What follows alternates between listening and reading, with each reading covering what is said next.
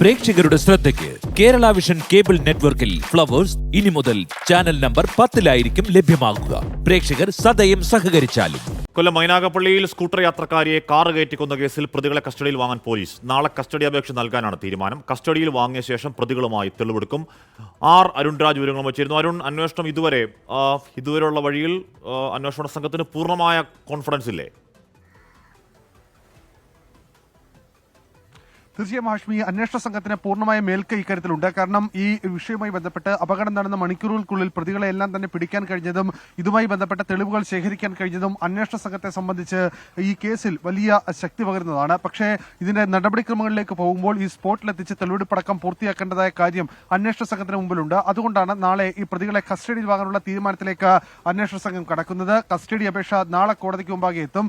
ഈ കസ്റ്റഡിയിൽ വാങ്ങിയാൽ ഉടൻ തന്നെ ഈ സ്പോട്ടിലെത്തിച്ചുകൊണ്ട് തെളിവെടുപ്പായിരിക്കും ആദ്യം നടത്തുക. പിന്നീട് ഈ പ്രതി പോയ സ്ഥലങ്ങൾ, ഈ രണ്ട് പ്രതികളും സഞ്ചരിച്ച ഇടക്കുളങ്ങര വരെയുള്ള സ്ഥലങ്ങളിലും മറ്റൊന്ന് ഈ പ്രതിയായ അജ്മൽ പിന്നീട് ഒളിവിൽ പോയ സ്ഥലങ്ങളിലും അടക്കം പരിശോധന ഉണ്ടാകും എന്നുള്ളതാണ് ലഭിക്കുന്ന വിവരം.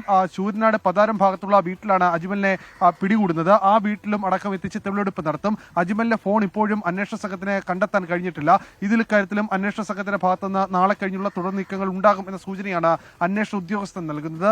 മറ്റൊന്ന്, അജ്മലിന്റെ ലൈസൻസ് സസ്പെൻഡ് ചെയ്യാനുള്ള നടപടികൾ ഇപ്പോൾ പോലീസ് ആരംഭിച്ചിട്ടുണ്ട്. ഇക്കാര്യത്തിൽ അന്വേഷണ ഉദ്യോഗസ്ഥൻ മോട്ടോർ വാഹന വകുപ്പിന് ഈ സോഫ്റ്റ്വെയർ മുഖാന്തരമാണ്, അത് ഈ ഓൺലൈൻ ഇടപാടാണ്, അത് ഓൺലൈൻ വഴി അപേക്ഷ നൽകും. ഇക്കാര്യത്തിൽ ഈ വാഹനം ഓടിച്ച് അപകടം വരുത്തുക, അത് നരഹത്യക്ക് ഇടയാക്കിയ സാഹചര്യം അടക്കം വിശദീകരിച്ചുകൊണ്ടായിരിക്കും അന്വേഷണ ഉദ്യോഗസ്ഥന്റെ റിപ്പോർട്ട്. ആ റിപ്പോർട്ടിന്റെ അടിസ്ഥാനത്തിൽ മോട്ടോർ വാഹന വകുപ്പ് ഈ അജ്മലിനെ വിളിച്ചു വരുത്തുകയോ അല്ലെങ്കിൽ രേഖാമൂലമോ ഒരു വിശദീകരണം തേടും. ഈ വിശദീകരണത്തിന്റെ അടിസ്ഥാനത്തിലായിരിക്കും അജ്മലിന്റെ ലൈസൻസ് റദ്ദ് ചെയ്യണമോ അതോ താൽക്കാലികമായി സസ്പെൻഡ് ചെയ്യണമോ എന്ന കാര്യത്തിൽ തീരുമാനം ഉണ്ടാവുക.